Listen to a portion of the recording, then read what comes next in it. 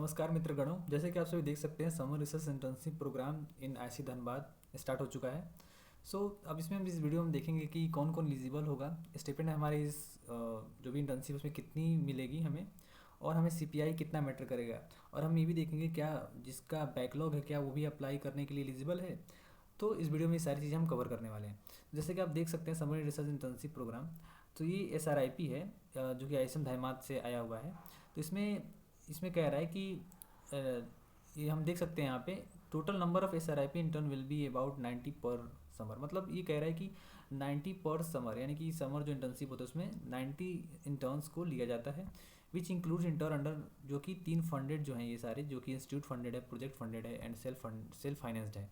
यानी कि जो इंस्टीट्यूट फंड करेगी, और एक प्रोजेक्ट फंड है जो कि हमारा जो भी वहाँ का प्रोफेसर होगा वो फंड करेगा, और एक सेल्फ फंडेड होता है जिसमें हमें स्टाइपेंड नहीं मिलता है। और जो इंस्टीट्यूट फंडेड होता है वो इंस्टीट्यूट हमें फंड करती है, और प्रोजेक्ट फंड जो होता है वो जो प्रोफेसर होगा जिसके अंडर आप काम करेंगे वो फंड आपको देगा।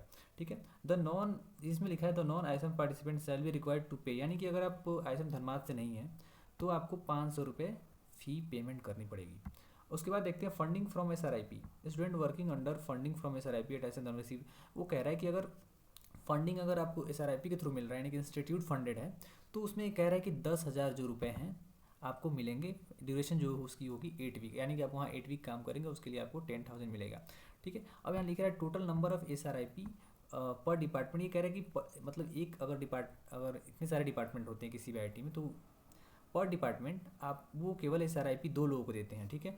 उनमें से एक जो होता है लिख रहा है यहाँ पे विल बी नॉन आईएसएम, यानी कि एक जो होगा उसमें कैंडिडेट वो आईएसएम धनबाद से नहीं होगा, और एक जो होगा वो आईएसएम धनबाद को मिलेगा। ठीक है। अब आगे चलते हैं। दूसरा हमारा फंडिंग है, funding from ISM project. This will be provide opportunity to the student to work on project which will be funded faculty member. यानी कि ये जो जो हमारा फंडिंग है ये हमें फंड करेगा फैकल्टी मेंबर। ठीक है। और ये कह रहा है कि मैक्सिमम जो है 10,000 पे करेगा, जो भी प्रोफेसर होंगे वो पे करेंगे आपको 10,000 फॉर 8 वीक, यानी कि वहाँ पे आप 8 वीक काम करेंगे, 8 सप्ताह, और उसके लिए आपको 10,000 मिलेगा। अब तीसरा इसमें कैटेगरी है सेल्फ फंडेड का। तो इसमें क्या है कि ये बोल रहा है कि this will be provide opportunity to work project of faculty member of ISM Dhanbad, but not, मतलब ये कह रहा है कि आप सेल्फ फंडेड होगा, यानी कि आपको कोई स्टिपेंड नहीं मिलेगा। ठीक है।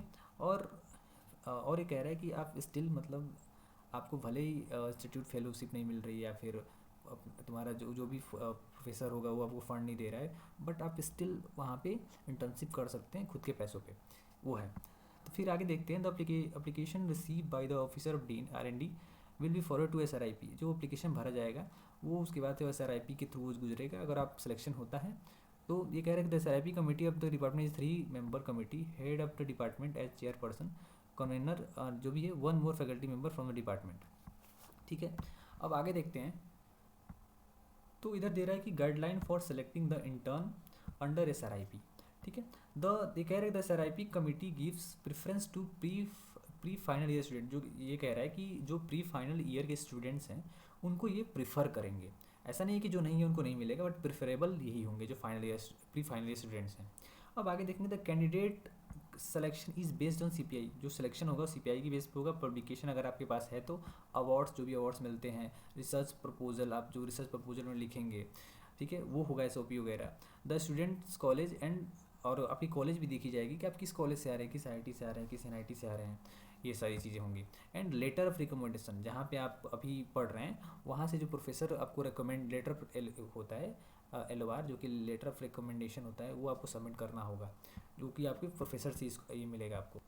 यानी कि आपको ये सारी चीज़ देनी पड़ेंगी। पहला पब्लिकेशन अगर आपके पास है तो ठीक है, अवार्ड्स दिखाने पड़ेंगे कितने आपके पास मिले हैं, रिसर्च प्रपोजल अपना देना पड़ेगा, और जो लेटर ऑफ रिकमेंडेशन है वो भी आपको अपने प्रोफेसर से लेके वहाँ पे सबमिट करना पड़ेगा। फॉलोइंग मिनिमम सीपीए क्राइटेरिया, जो कि सीजीपीए जो क्राइटेरिया क्या है, अगर आप आईआईटी आईएससी से हैं तो आपकी सीपीआई 7.5 से ऊपर होनी चाहिए सिलेक्शन के लिए। और अगर एनआईटी आइजर नाइजर आईएसटी से होनी चाहिए अगर आप हैं, तो जो सीपीआई होनी चाहिए आपकी 8 के ऊपर होनी चाहिए। और फॉर स्टूडेंट अदर इंस्टीट्यूट, जैसे कोई आप यूनिवर्सिटी से आ रहे हैं, किसी लोकल कॉलेज से आ रहे हैं, तो उसके लिए आपको पास सीपीआई होना चाहिए 8.5। ठीक है, ये है। अब नीचे हम जैसे आएंगे तो कह रहे हैं स्टूडेंट विद बैकलॉग और disciplinary action are not eligible. यानी कि आपके पास अगर बैकलॉग है और आपके पास कोई एक्शन वगैरह कॉलेज वगैरह में लिया गया है, तो फिर आप इसके लिए एलिजिबल नहीं हैं, इस जो भी SRIP है। तो इससे आगे देखते हैं, मैक्सिमम 1% पर faculty can be funded from institute funded category. यानी कि किसी एक प्रोफेसर के अंडर में कोई एक ही स्टूडेंट, मैक्सिमम एक स्टूडेंट जो इंस्टीट्यूट फंड ले सकता है ओनली। फिर आगे देख सकते हैं, द नंबर ऑफ इंटर्न पर department will be decide with the following formula. ये फॉर्मूला कुछ दिया हुआ है, इसको आप देख सकते हैं, ये रहा। ठीक है, आगे देखते हैं, faculty mean all existing faculty who are eligible to guide project. जो भी मतलब उस जो भी समर का जो SRIP है, समर रिसर्च इंटर्न, तो उसमें जो जो प्रोफेसर पार्टिसिपेट कर रहे हैं, यहाँ ये लिख रखा है फैकल्टी मीन जो कि पार्टिसिपेट कर रहे हैं, जो ऑफर कर रहे हैं आपको इंटर्नशिप।